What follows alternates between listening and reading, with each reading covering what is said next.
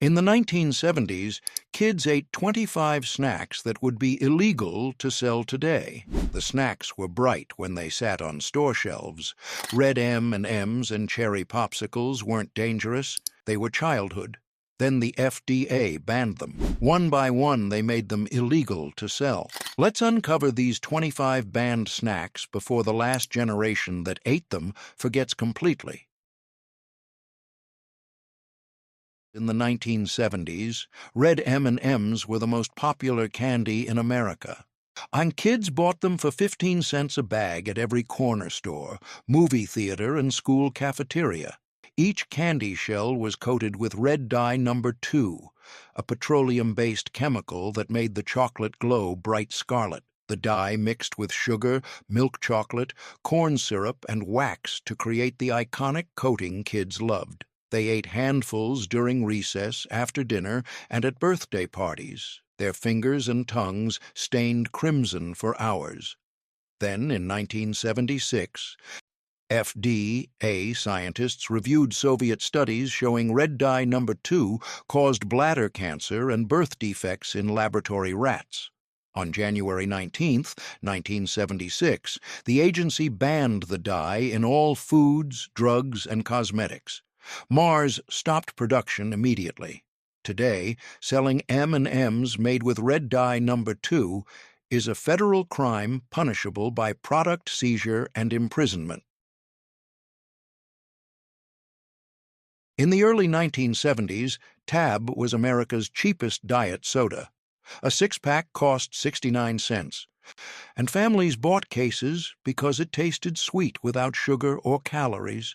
Each 12-ounce can contain carbonated water, caramel color, phosphoric acid, sodium cyclamate, and saccharin. Cyclamate made it 40 times sweeter than sugar, so kids drank it cold at barbecues, packed it in school lunches, and shared it at sleepovers. Parents loved it because it was affordable and sugar-free. Then, in October 1969, University of Wisconsin scientists discovered cyclamate caused bladder tumors in rats. The FDA reviewed the data and on October 18, 1969, announced a total ban effective February 1, 1970. Coca-Cola reformulated Tab with saccharin alone, but the original cyclamate formula vanished forever. Today, manufacturing or importing cyclamate-sweetened beverages is a federal crime under 21 CFR 189.135, with violators facing fines and imprisonment. In the 1970s, strawberry Pop-Tarts were the fastest breakfast in America. A box of 8 cost 79 cents, and kids ate them straight from the toaster every morning before school. Each pastry contained enriched wheat flour, sugar, high-fructose corn syrup, and a filling colored bright red with red dye number 2. The frosting was tinted pale pink with the same dye. Kids burned their tongues on the molten filling that oozed from the edges, but they didn't care. It tasted like candy. Ye working mothers loved them because they required no preparation, just 2 minutes in the toaster. Then, in 1976, the FDA banned red dye number 2 after proving it caused cancer in rats.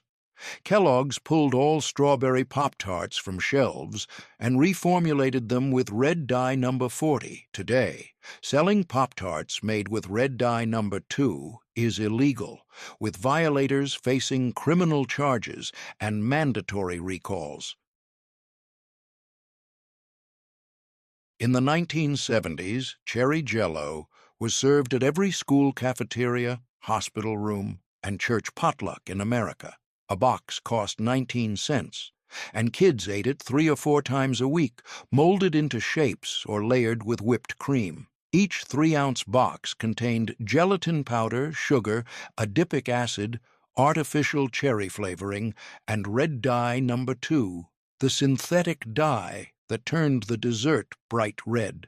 The color was so intense it stained kids' tongues and lips for hours. Mothers made it by boiling water, dissolving the powder, and chilling it until it set into a wobbly gel. Kids loved it because it jiggled on the spoon and tasted like pure sugar. Then, in 1976, the FDA banned red dye number 2 after studies proved it caused cancer. General Foods reformulated all red Jell-O flavors with red dye number 40. Today, manufacturing cherry Jell-O with red dye number 2 is a federal crime punishable by seizure and fines.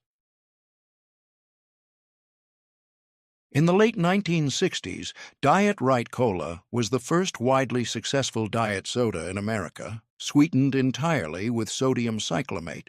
A six-pack cost 59 cents, and families on tight budgets bought cases because it offered sweetness without calories or expense. Each can contained carbonated water, caramel color, phosphoric acid, cyclamate, and a trace of saccharin. The cyclamate delivered a clean, sugar-like taste with no bitter aftertaste. Kids drank it at birthday parties and family dinners, and parents served it as a modern, health-conscious alternative. By 1965, Diet Right was the top-selling diet soda, outselling even Tab. Then, in October 1969, scientists linked cyclamate to bladder cancer in rats. The FDA banned it effective February 1, 1970. Royal Crown reformulated Diet Right with saccharin, but sales plummeted. Today, selling cyclamate-sweetened Diet Right is a federal crime under 21 CFR 189.135, punishable by fines and imprisonment. 5 illegal snacks uncovered. Each one contained chemicals now proven to cause cancer and organ damage. But 20 more remain, snacks kids ate every single day without knowing the danger hidden inside. In the early 1970s, Frankenberry cereal was one of the most popular breakfast cereals in America, especially among kids who loved Monsters and bright pink milk. The cereal was introduced by General Mills in 1971 and featured strawberry-flavored corn puffs shaped like tiny pillows. Each puff was coated with sugar, artificial strawberry flavoring, and red dye number 2, the synthetic dye that turned the cereal and the milk a vivid, almost neon pink. A box cost 89 cents at the supermarket, and kids poured bowl after bowl every morning. By the time they finished, the milk at the bottom was the color of strawberry syrup. Parents bought it because it was affordable and kept kids happy at breakfast. Kids loved it because it tasted like candy and because the box featured Frankenberry, a goofy cartoon monster with a strawberry-shaped head. Within its first year, Frankenberry became one of the top 10 selling cereals in America. General Mills expanded the Monster cereal line to include Count Chocula and Boo Berry. The bright pink color was the cereal's defining characteristic, and kids begged their parents to buy it just to watch their milk change color. Then, in 1976, the FDA banned red dye number 2 after studies showed it caused health concerns in laboratory animals. General Mills halted production and reformulated the cereal using red dye number 40 and natural colorants. When the new formula returned to stores months later, kids noticed the color was duller and less vibrant. The original Frankenberry with its glowing pink milk was gone forever. In the 1970s, Sugar Pops cereal, later renamed Corn Pops, was one of the sweetest breakfast cereals sold in America. Kids poured bowls of the bright orange-puffed corn cereal every morning, drowning it in milk and enjoying the sugary taste. A box cost 79 cents at the grocery store, and each kernel was coated with sugar, corn syrup, molasses, artificial flavoring, and red dye number 2, which enhanced the orange color and gave the cereal a glowing appearance. The cereal was so sweet that a single bowl contained more sugar than many desserts. But kids didn't care. They loved the taste and the mascot, Sugar Pops Pete, a cartoon cowboy who appeared in Saturday morning commercials. Sugar Pops were introduced by Kellogg's in 1951, and by the 1970s had become one of the top-selling brands in America. Kids loved the cereal because it came with prizes inside the box: plastic toys, comic books, and trading cards. The bright orange color was unmistakable, and kids enjoyed watching the milk turn pale orange after finishing their bowl. Then, in 1976, the FDA banned red dye number 2 after research indicated potential health risks. Kellogg's reformulated Sugar Pops using red dye number 6 and natural colorants like annatto and turmeric. The reformulation took months, and when the cereal returned, kids noticed the color was different, less vibrant and less glowing. In later years, Kellogg's rebranded it as Corn Pops and reduced the sugar content. In the 1970s, red licorice twists were sold at every movie theater, candy shop, and gas station across America. Kids bought them for 5 cents apiece and chewed them slowly during Saturday matinees. Each twist was made from wheat flour, corn syrup, sugar, citric acid, artificial cherry or strawberry flavoring, and red dye number 2, the synthetic dye that gave the candy its deep scarlet color. The dye was mixed into the dough during manufacturing, so every bite was uniformly colored, and kids' tongues turned bright red after eating just one piece. Licorice twists came in long ropes, braided strands, and hollow tubes, and they were a staple of childhood in the 1970s. Kids bought them with their allowance money, shared them at sleepovers, and traded them at school. By 1975, our red licorice was one of the top-selling candies in America. Kids loved the chewy texture and the intense artificial cherry flavor. Then in early 1976, the FDA reviewed research showing red dye number 2 was linked to potential health concerns in laboratory animals. On January 19, 1976, the agency prohibited the dye's use in foods. Candy manufacturers, including the American Licorice Company, were required to halt production of all red licorice products and reformulate using red dye number 40. The process took months, and red licorice virtually disappeared from stores during that time. When reformulated versions returned, kids noticed the color was slightly less vibrant.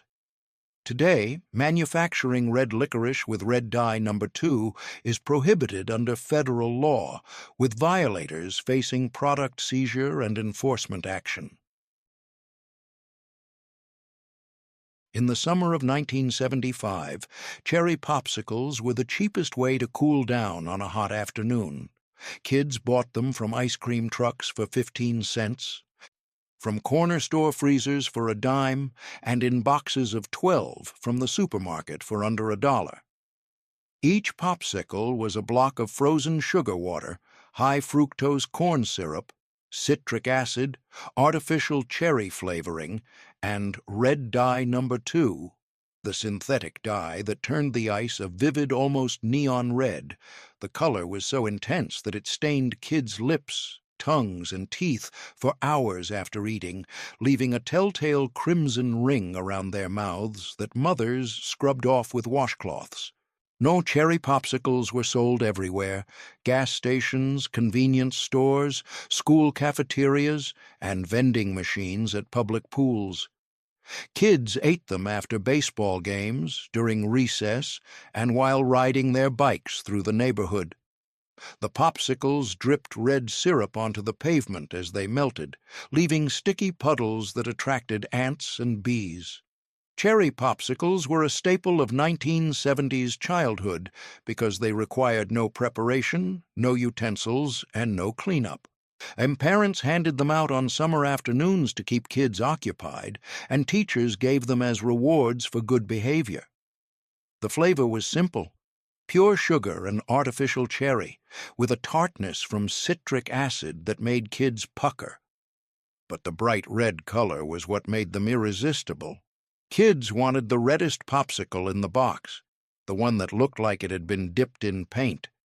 That color came entirely from red dye number 2, a synthetic dye approved by the FDA in 1940 and used in thousands of food products for decades. But by the early 1970s, scientists were questioning its safety. In 1970, Soviet researchers published a study showing red dye number 2 caused tumors in laboratory rats. American scientists at the FDA reviewed the data and conducted their own studies, finding similar results. In 1976, the FDA concluded red dye number 2 was unsafe and on January 19, 1976, banned it from all foods. Popsicle manufacturers were required to halt production of all cherry, strawberry, and raspberry varieties and reformulate them using red dye number 40. The process took months, and during summer 1976, cherry popsicles were nearly impossible to find.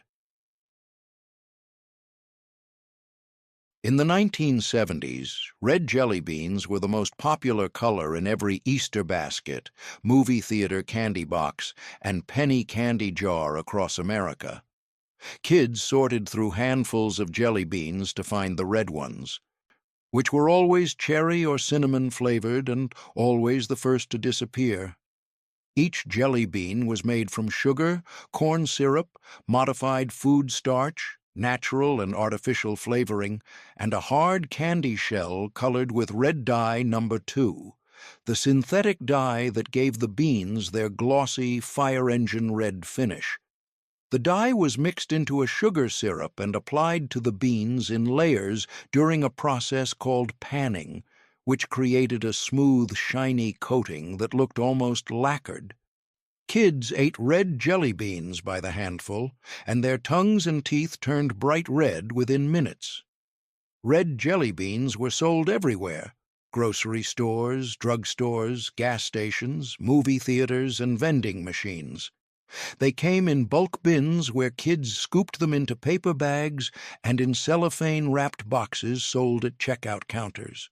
At Easter, they filled plastic eggs and wicker baskets, and at Christmas, they were mixed with green beans and sold as holiday candy.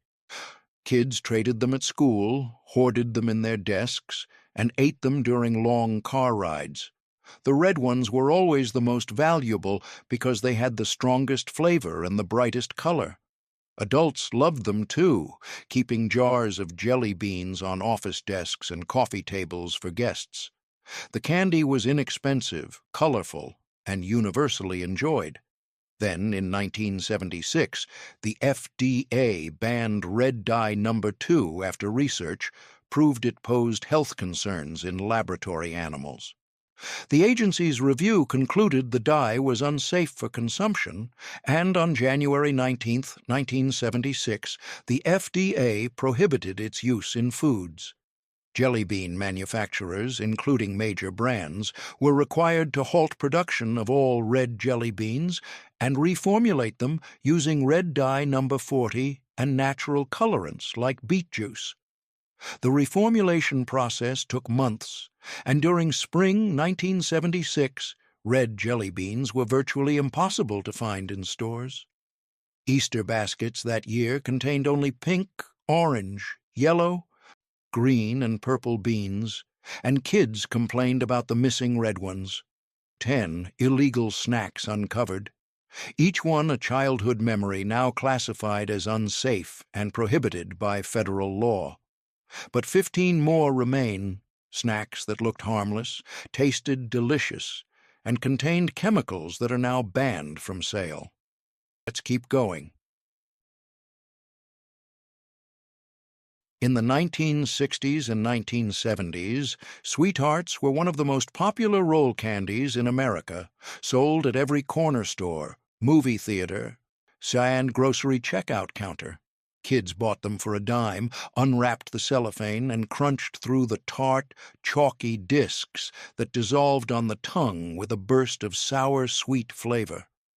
Each Sweetheart was made from dextrose, citric acid, malic acid, calcium stearate, artificial flavoring, and synthetic dyes, including red dye number 3, which was used to color the cherry and strawberry flavors a bright, vivid red.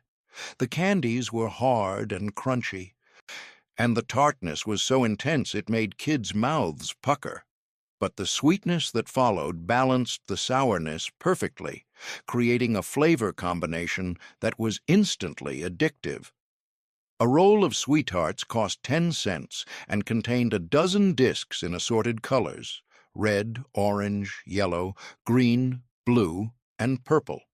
Sweethearts were introduced by the Sunline Candy Company in 1963 as a spin-off of Pixie Stix and quickly became a bestseller.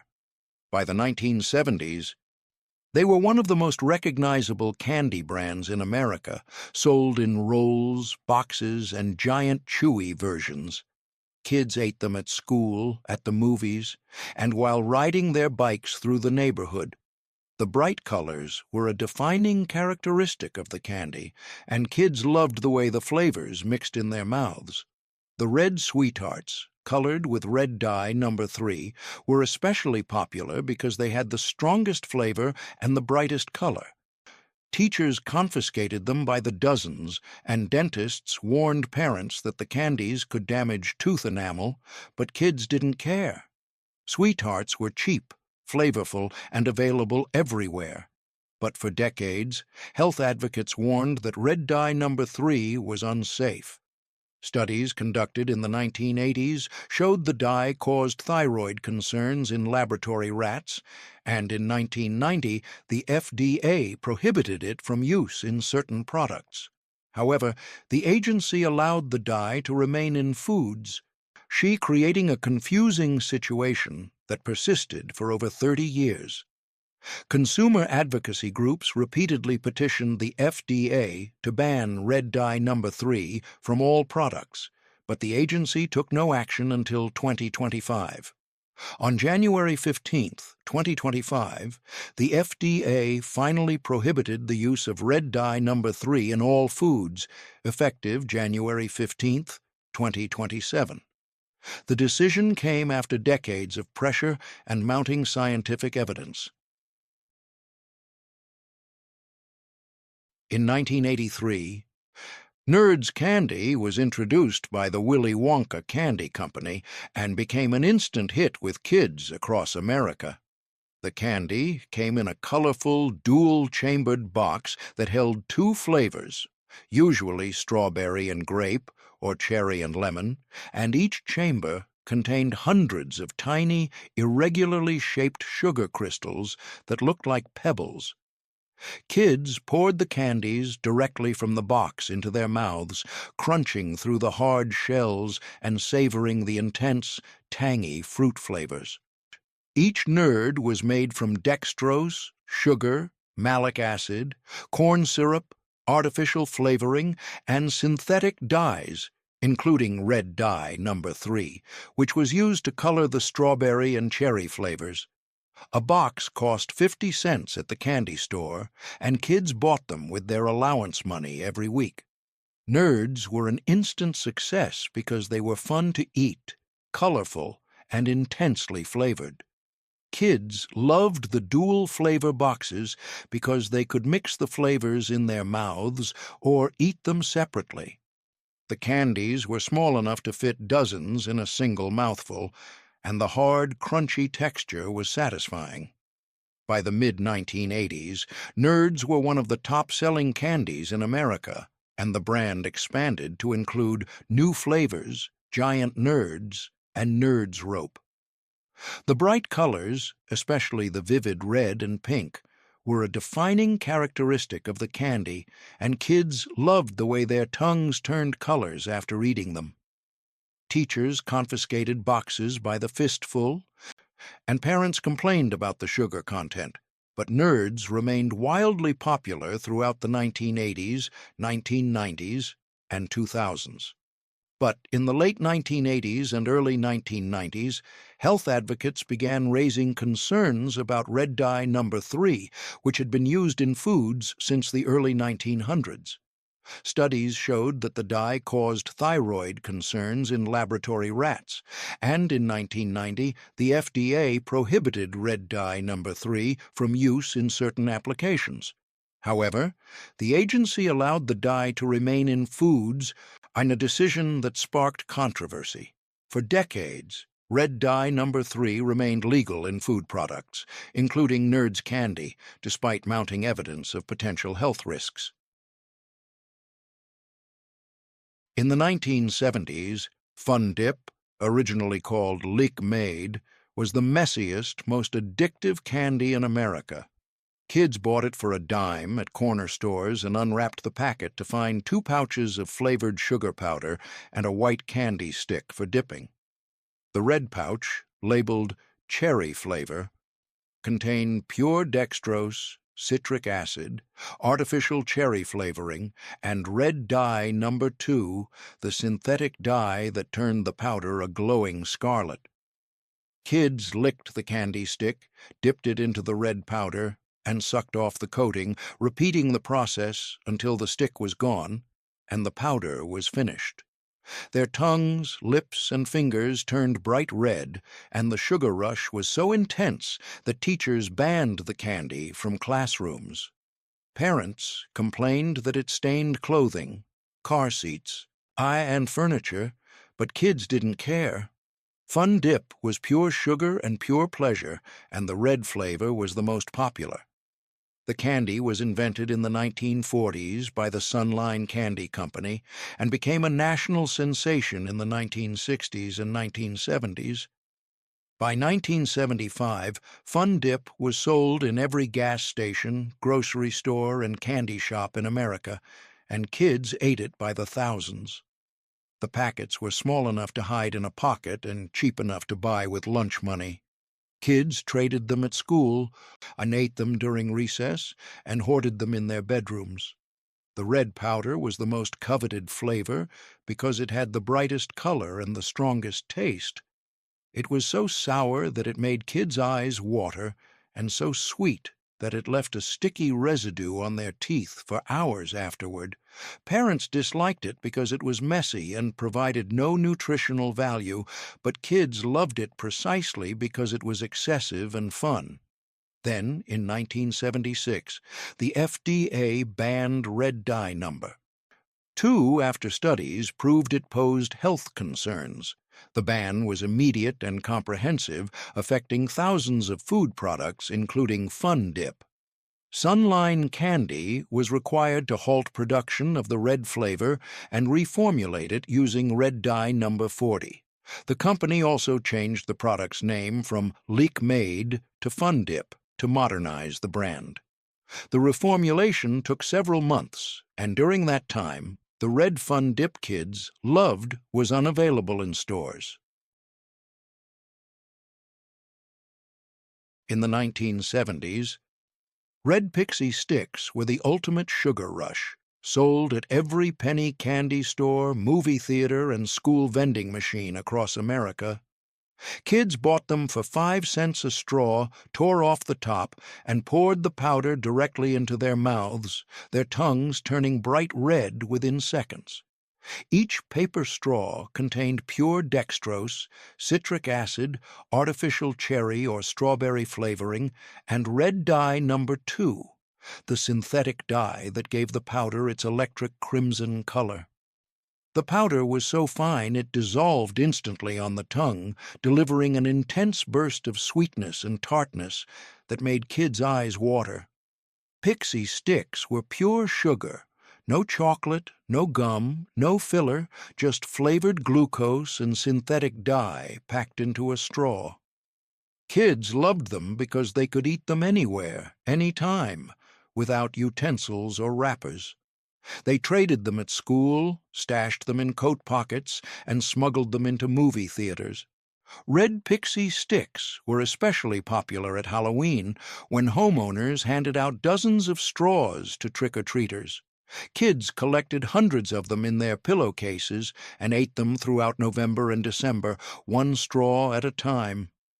Teachers confiscated them by the fistful, and parents scolded kids for eating them before dinner.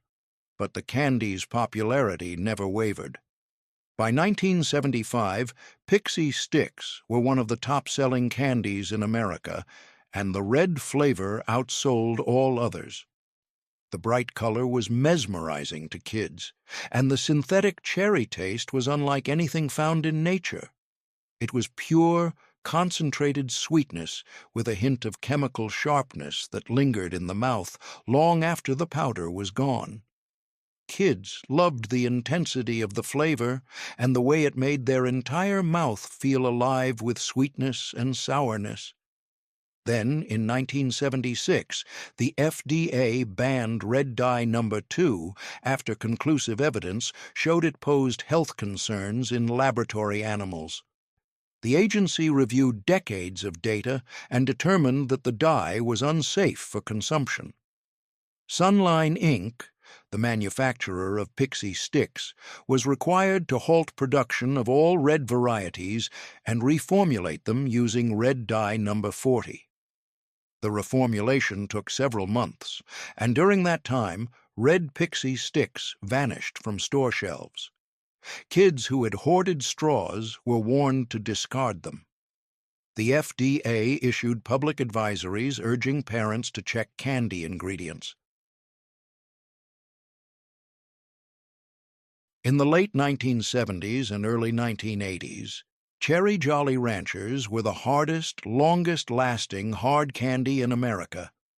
Kids bought them for 5 cents apiece at corner stores, unwrapped the sticky cellophane, and sucked on them for 20 minutes or more, the intense cherry flavor slowly dissolving on their tongues. Each candy was made from corn syrup, sugar, malic acid for tartness, artificial cherry flavoring, and cinnamyl anthranilate, a synthetic chemical compound that delivered a powerful, almost medicinal cherry taste. Cinnamyl anthranilate was inexpensive to produce and incredibly potent. Just a few drops could flavor an entire batch of candy.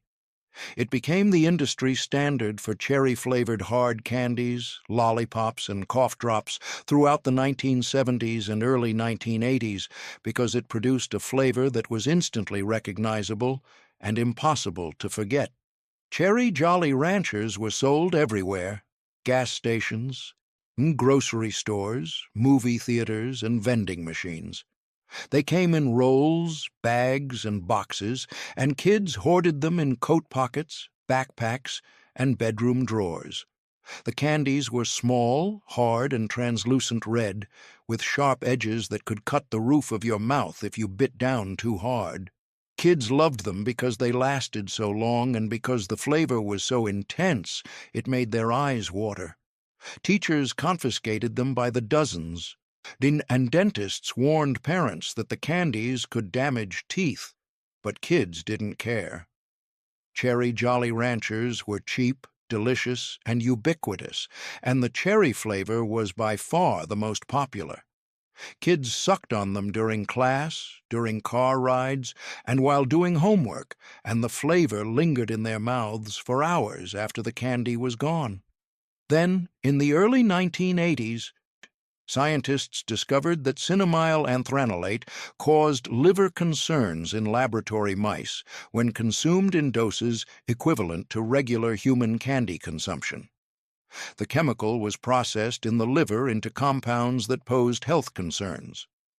Additional studies on rats confirmed the findings, and in 1982, the FDA reviewed the data and concluded that cinnamyl anthranilate was unsafe for use in foods. On March 15, 1982, the FDA prohibited the chemical as a food additive under 21 CFR 189.115. Jolly Rancher, owned by Beatrice Foods at the time, was required to halt production of all cherry-flavored candies and reformulate them using benzaldehyde and natural cherry extracts. The reformulation process took nearly a year, and during that time, Cherry Jolly Ranchers were nearly impossible to find in stores. 15 illegal snacks exposed, each one a piece of childhood now classified as unsafe and prohibited by the federal government. But 10 more remain. snacks that were once sold by the millions and are now banned from production or sale. In the late 1970s and early 1980s, grape bubble yum was the most popular chewing gum in American middle schools and high schools. Kids bought it for 10 cents apiece at corner stores, gas stations, and school vending machines, and they chewed it during recess, between classes, and on the bus ride home.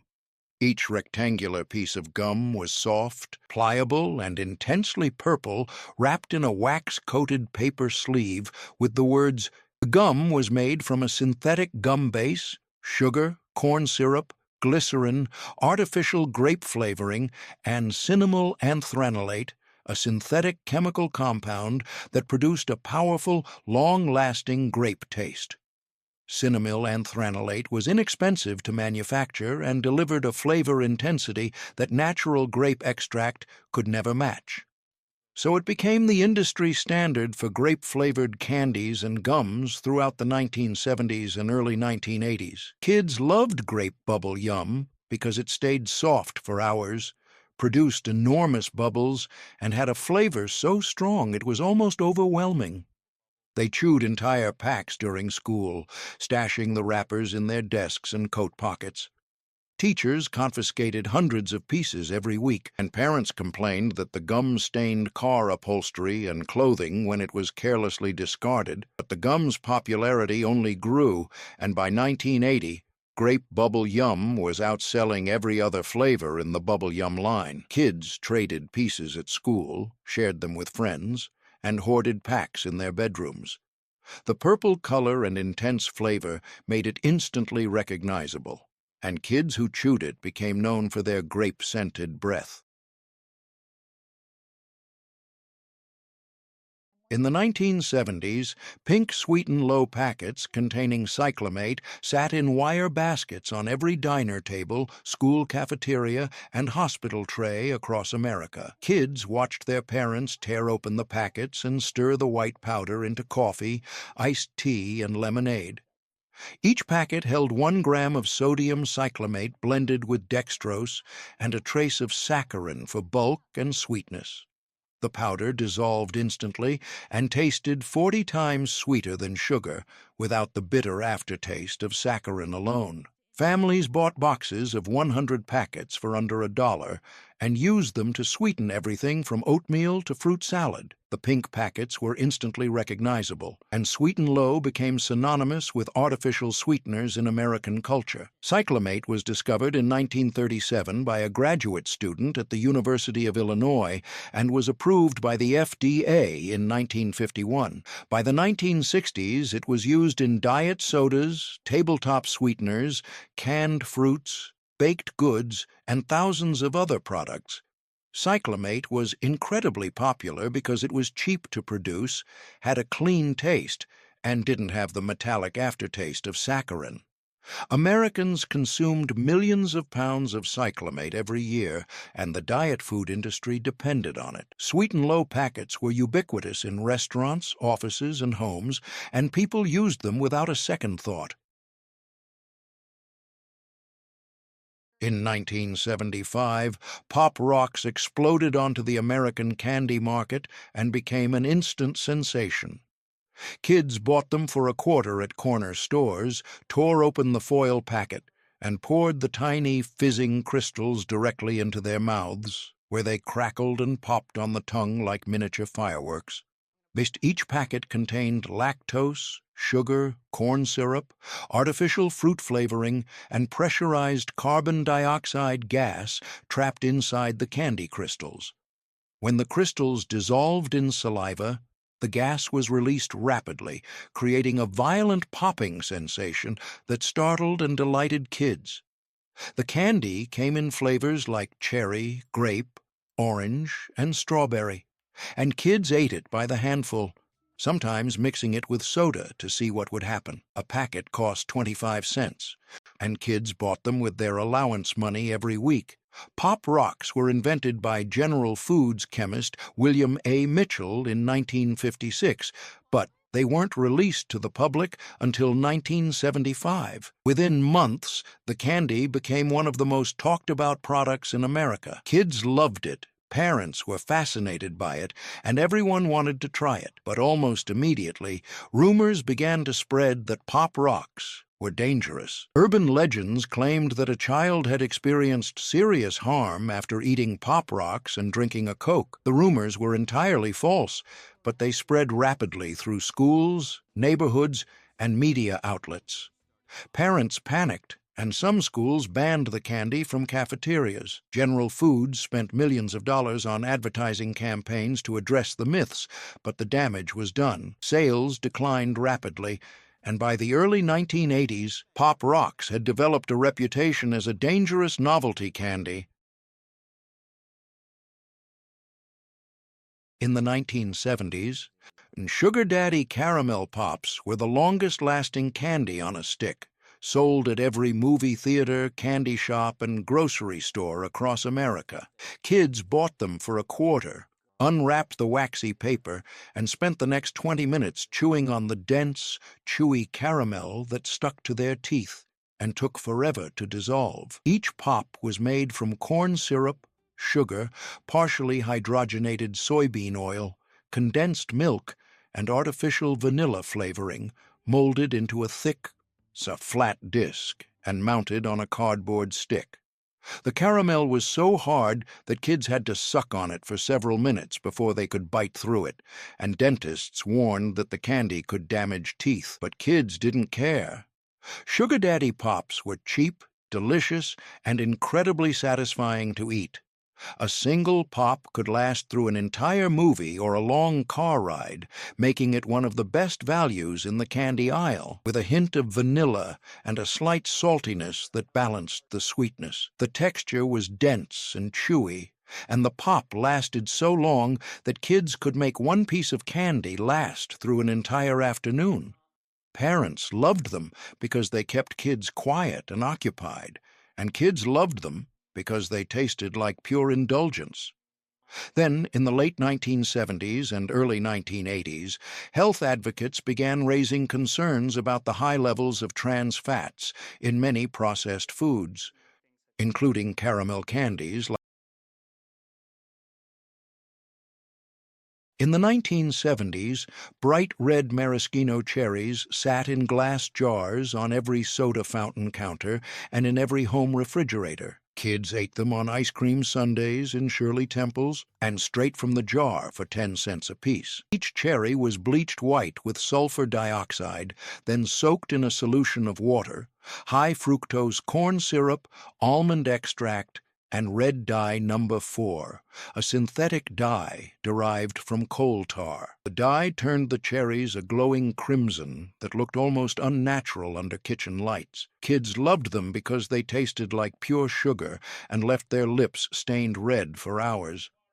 A jar of maraschino cherries cost 89 cents at the grocery store, and families kept them stocked in the refrigerator for desserts, cocktails, and snacks. Maraschino cherries were invented in the late 1800s in Croatia, where cherries were preserved in maraschino liqueur. By the 1970s, maraschino cherries were a staple of American food culture, used in countless desserts, drinks, and recipes. Kids loved them because they were sweet, colorful, and fun to eat. The bright red color made them visually appealing, and the intense sweetness satisfied any sugar craving. Parents used them to decorate cakes, top sundaes, and garnish cocktails.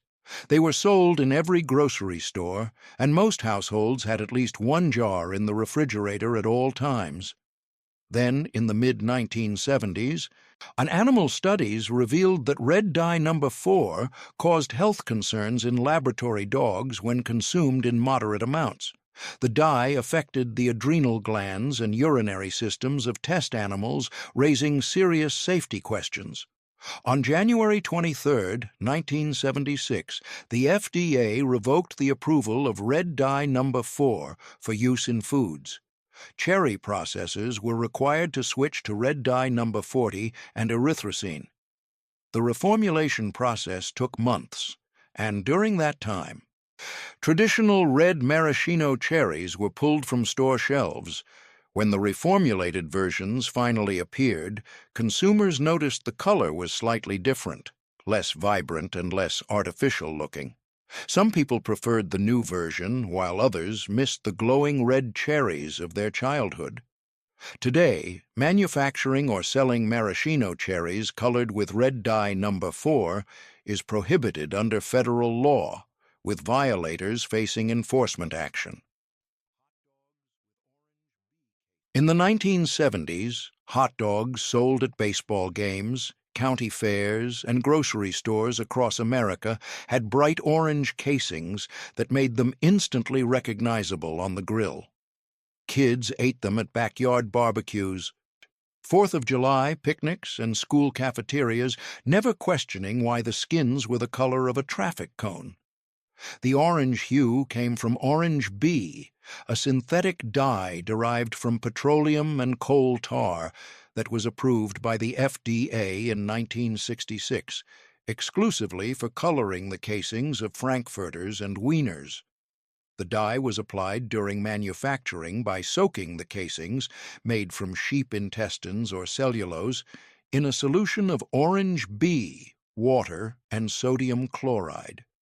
The result was a uniform, glowing orange that signaled freshness and made the hot dogs more visually appealing to consumers.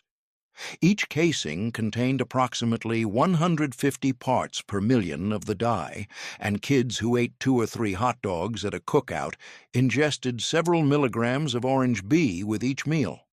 Hot dog manufacturers loved orange bee because it was inexpensive, stable at high temperatures, and didn't fade during grilling or boiling.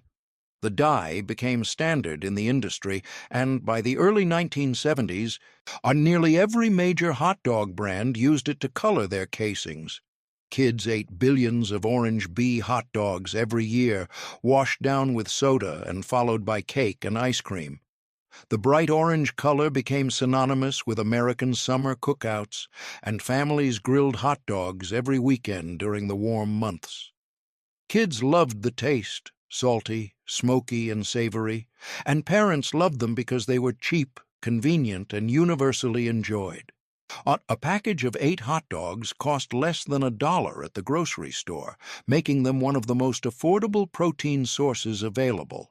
But in the mid-1970s, scientists began reviewing long-term animal studies on dyes and discovered troubling patterns. Rats fed orange bee in doses equivalent to regular human consumption developed tumors in their livers, kidneys, and bladders. Additional studies on dogs showed similar results, along with evidence of other health concerns. In 1978, the FDA concluded that orange bee posed potential health risks and recommended that its approval be revoked. On February 1, 1978, the FDA prohibited orange bee for use in all food products, including hot dog casings, under 21 CFR 74.250. The agency gave manufacturers 6 months to reformulate their products. Oscar Mayer and other major brands switched to natural casings without dye or used paprika extract and turmeric to produce a pale orange color. The glowing orange hot dogs kids ate in the 1970s disappeared, replaced by Franks with natural tan or pale pink casings. Today, manufacturing or selling hot dogs with orange bee casings is prohibited under federal law, with violators facing enforcement action. In the 1970s, real sassafras root beer was sold at county fairs, roadside stands, and family-owned soda fountains across the South and Midwest. A mug cost 25 cents, and kids lined up for the spicy or earthy flavor that no other soda could match. The drink was made from sassafras, root bark, water, sugar, yeast, and natural saffrole oil extracted from the roots. Saffrole gave the root beer its signature taste and aroma, a combination of vanilla, licorice, and camphor that lingered on the tongue. Families brewed it at home in 5-gallon crocks, fermenting it for 3 days before bottling. The process was simple and inexpensive, and homemade sassafras root beer became a tradition in many rural communities. Kids drank it at family gatherings, church picnics, and summer festivals, and the taste was unlike anything available in stores. Sassafras root beer had been a popular beverage in America since colonial times. Native Americans used sassafras bark for medicinal purposes, and early settlers adopted the practice, brewing sassafras tea and root beer for both enjoyment and health benefits. By the early 1900s, and commercial root beer manufacturers were using sassafras extract as a primary flavoring agent, and brands like Hires Root Beer and A&W became household names. The distinctive flavor of sassafras made root beer one of the most popular soft drinks in America, and families continued to brew it at home well into the 20th century. Kids grew up drinking sassafras root beer at soda fountains and county fairs, and the taste became a cherished part of American food culture. Then in 1960, OFDA chemists discovered that saffrole caused liver concerns in rats and mice when consumed regularly. The chemical was found to be metabolized into compounds that posed health risks. The agency prohibited saffrole as a food additive under 21 CFR 189.180, effective immediately. Root beer manufacturers were required to switch to artificial sassafras flavoring, which mimicked the taste without containing saffrole. The reformulated root beer tasted similar but lacked the depth and complexity of the original. Homemade sassafras root beer became illegal to sell commercially, and families who continued to brew it at home did so knowing it could no longer be sold or distributed. Today, selling root beer made with natural saffrole oil is prohibited under federal law, with violators facing enforcement action. The original sassafras root beer that generations of Americans enjoyed at soda fountains and county fairs is now banned from commercial sale.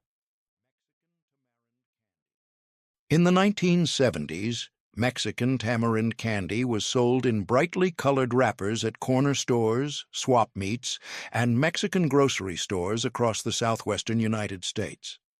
Kids bought it for 10 cents apiece, unwrapped the sticky, clay-like candy, and ate it slowly, savoring the intense, sweet, sour, salty flavor that was unlike anything else on the market. Each piece of candy was made from tamarind pulp, sugar, salt, chili powder, and citric acid, and it was shaped into small discs, logs, or balls wrapped in cellophane printed with cartoon characters and Spanish brand names. The candy was chewy, sticky, and intensely flavorful, with a tartness that made kids' mouths pucker and a spiciness that lingered on the tongue. A piece cost 10 cents, and kids bought them after school during recess and while watching cartoons on Saturday mornings.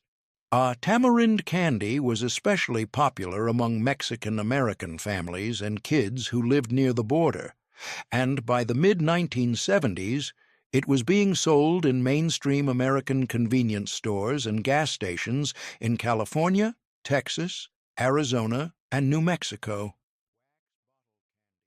In the 1970s, wax bottle candy, also called Nick L. Nip, was one of the strangest and most popular novelty candies in America.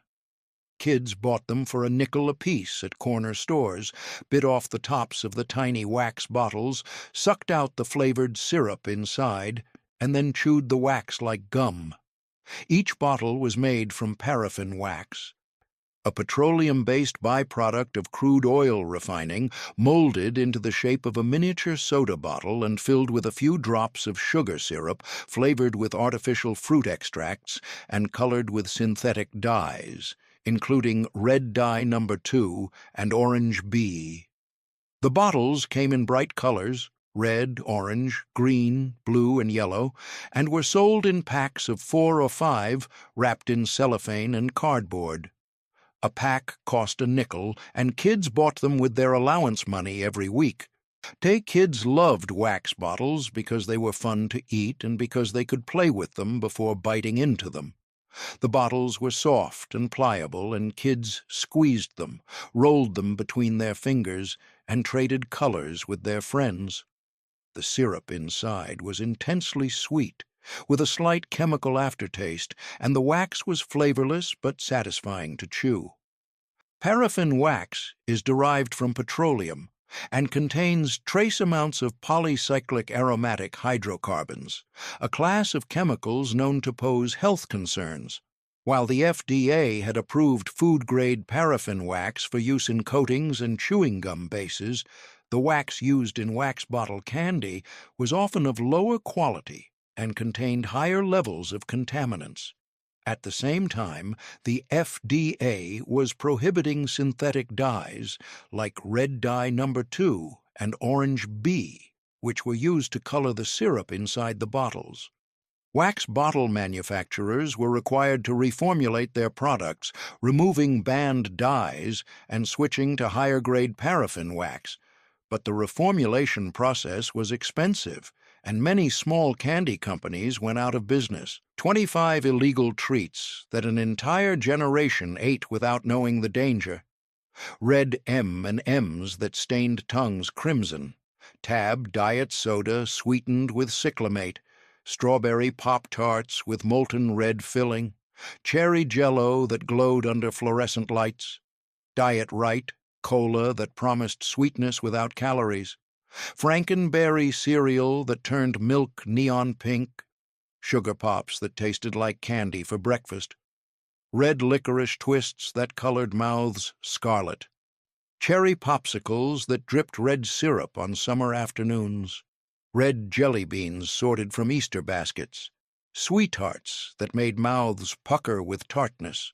Nerds candy in dual flavor boxes. Fun dip that stained fingers and faces. Red pixie sticks poured straight onto tongues. Cherry Jolly Ranchers that lasted 20 minutes. Grape Bubble Yum with its intense purple flavor. Cyclamate sweetened low packets in every diner. Pop Rocks that exploded on tongues like fireworks. Sugar Daddy Pops that stuck to teeth.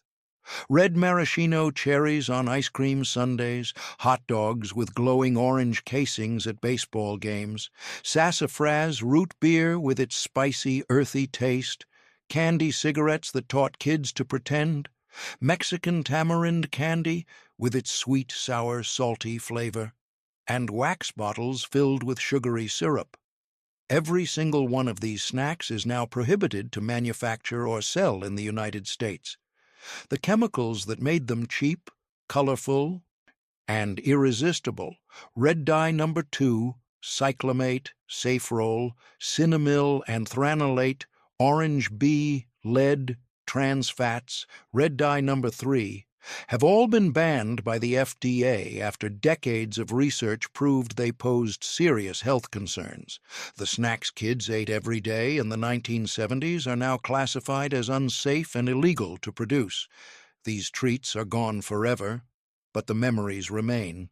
The bright colors, the intense flavors, the sticky fingers, the stained tongues.